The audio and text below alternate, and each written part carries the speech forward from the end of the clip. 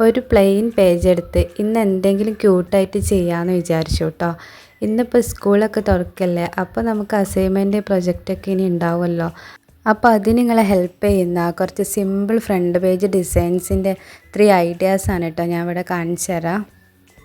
First one ഇതാണ്. കുറച്ച് balls പോലെ യെല്ലോ കളർ വെച്ച് കുറച്ച് സർക്കിൾസ് വരച്ചെടുത്തിട്ടുണ്ട്.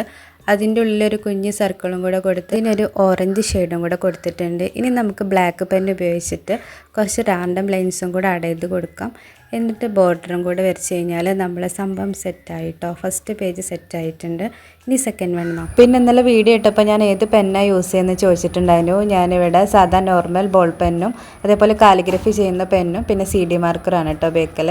ഇനി സെക്കൻഡ് വണ്ണിലും കുറച്ച് ബോൾസ് വരച്ചെടുക്കുന്നുണ്ട്. ഇതിന് റെഡ് കളറാണ് കേട്ടോ ചൂസ് ചെയ്തിട്ടുള്ള. നിങ്ങൾക്ക് ഏത് കളറും ഇഷ്ടമുള്ള കളർ ചൂസ് ചെയ്യാം.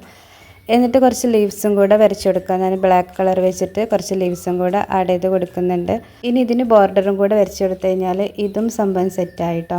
അപ്പോൾ എനിക്ക് ഇഷ്ടമുള്ള രീതിയിൽ ഇഷ്ടമുള്ള ഫ്ലവേഴ്സോ ലീവ്സൊക്കെ വരച്ചിട്ട് ഇതും ഈ ഒരു ഫ്രണ്ട് പേജ് സിമ്പിളായിട്ട് തന്നെ ഭംഗിയാക്കിയിട്ട് എടുക്കാൻ വേണ്ടി പറ്റും. ഡിസൈനൊക്കെ നമ്മൾ വരയ്ക്കുമ്പോൾ ഉണ്ടല്ലോ, ഏറ്റവും വലിയ സ്പെഷ്യാലിറ്റി എന്താണെന്നറിയോ, ഈ ഡ്രോയിങ്ങിന് നമുക്ക് ഒരിക്കലും എക്സ്പേർട്ട് ഒന്നും വേണ്ട, പെർഫെക്റ്റ് ആണോന്നൊന്നുമില്ല കേട്ടോ. ജസ്റ്റ് ഒരു പെണ്ണെടുത്തിട്ട് നമുക്കൊന്ന് സ്റ്റാർട്ട് ചെയ്താൽ മതി. ഇഷ്ടമുള്ള രീതിയിലുള്ള ഷേപ്സും ഫ്ലവേഴ്സും ലീവ്സൊക്കെ വരച്ച് കഴിഞ്ഞാൽ സംഭവം സെറ്റാണ് കേട്ടോ. ഇനി തേർഡ് വണ്ണ് നമുക്ക് നോക്കാം. ഈ ഒരു പേജിൽ എനിക്ക് ഇഷ്ടമുള്ള ഒരു ഡിസൈൻ സെലക്ട് ചെയ്യാം കേട്ടോ. ഞാനിവിടെ കോർണറിൽ ഒരു ഡിസൈൻ ചെയ്ത് കൊടുത്തിട്ടുണ്ട്. ഇതേപോലെ 2 ഡിസൈൻ കോർണറിലായിട്ട് ചെയ്ത് കൊടുക്കാം. ഇനി ഇഷ്ടമുള്ളൊരു കളറും കൂടെ അടിച്ചു കൊടുക്കുക. ഇനി ഒരു ബ്ലാക്ക് പെൻ എടുത്ത് 2 കോർണറിലായിട്ട് കുറച്ച് ലീവ്സ് വരച്ചു കൊടുക്കാം. എന്നിട്ട് ബോർഡറും കൂടെ വരച്ച് കഴിഞ്ഞാൽ സംഭവം സെറ്റായിട്ടോ.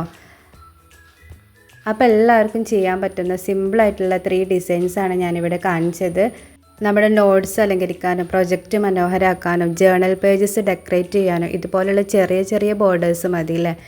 അപ്പോൾ നിങ്ങൾക്ക് ഏറ്റവും ഇഷ്ടപ്പെട്ടത് ഏത് ഡിസൈനാണെന്ന് നിങ്ങൾ കമൻറ്റ് ചെയ്യാൻ മറക്കരുത് കേട്ടോ.